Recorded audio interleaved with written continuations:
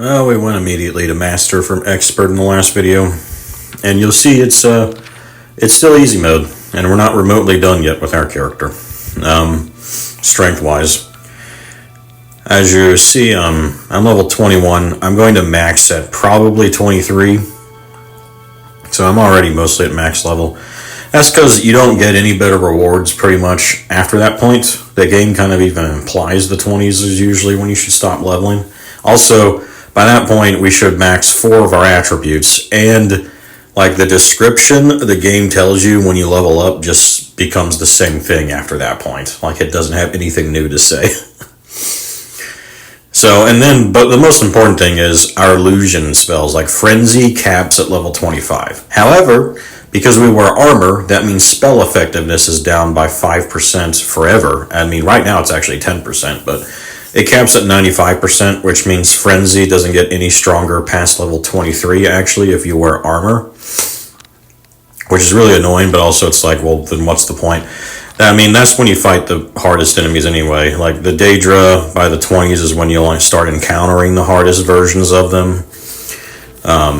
So it's really just, you know, it's the best point to stop leveling, because you don't really get much stronger, but your enemies will keep getting stronger, because, well, some of them, not all of us, some enemies just scale with you forever. Like, their health and damage will go up with your level forever, while your durability and damage will not increase to match it.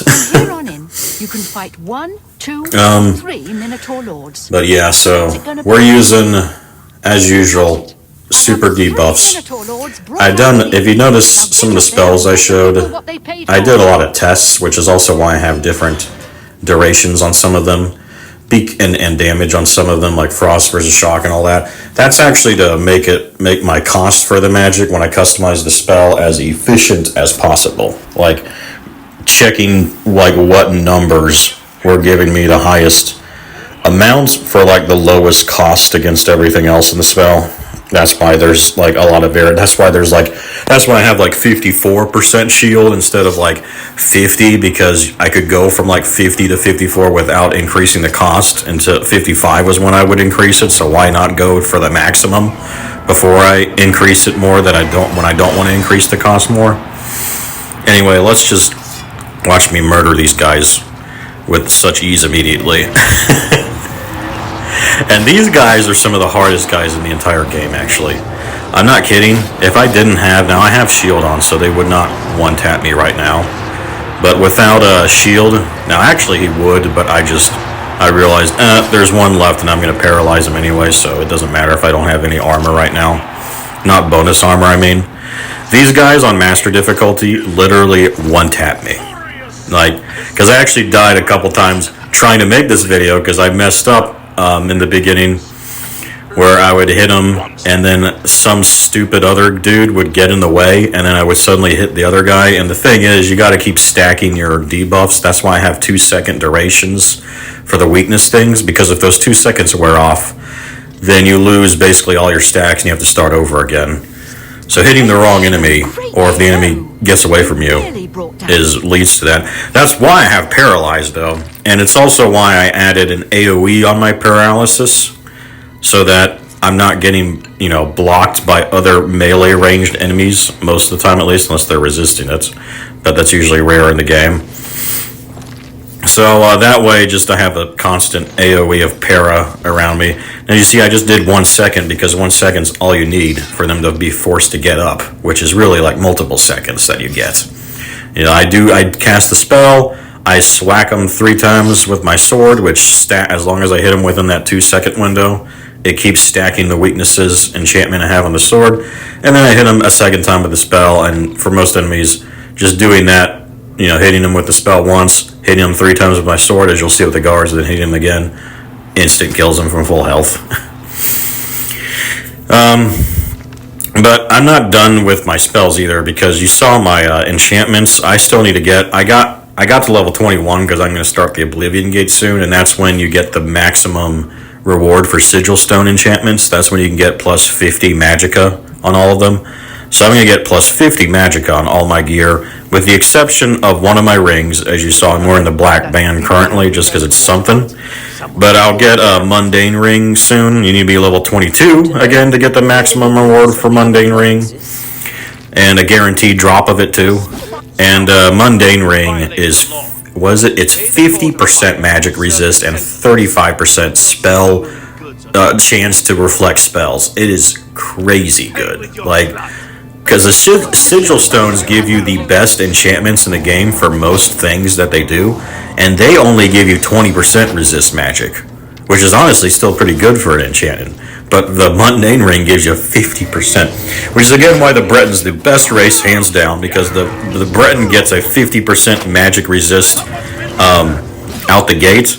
So when you use the mundane ring, the Breton gets 100% magic resist and takes 0 damage at that point, even on master difficulty from any spells. And then of course he still has the chance to reflect the spell while also never taking damage from spells. So that's why Breton is so OP. And also the dragon skin. You see I still have dragon skin in my hotkey? There's a reason for that. One is, again, I don't have my spells maxed out. This destruction spell I'm using, I'm going to make the paralysis is AoE, but I will make the entire spell and my sword all do a 10 feet radius once I get more magic, basically, to justify doing that. Because eventually what I'll have is I'll have like a 4th recharge spell when I max out my magic. This Aegis spell I lead with will be even strong. Like, it'll probably cost like 500 magic because I'll be summoning like a lich instead. It better summon while giving myself even more armor or longer duration for the armor. The main thing will be giving myself a lot more health regen, like probably like 20 points of health regen every second instead of 3 like it is now. And that'll increase the cost a bunch.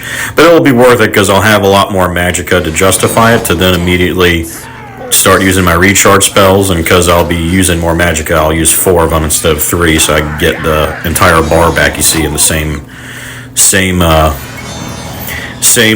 speed that it's going up right now when I use my recharge spells.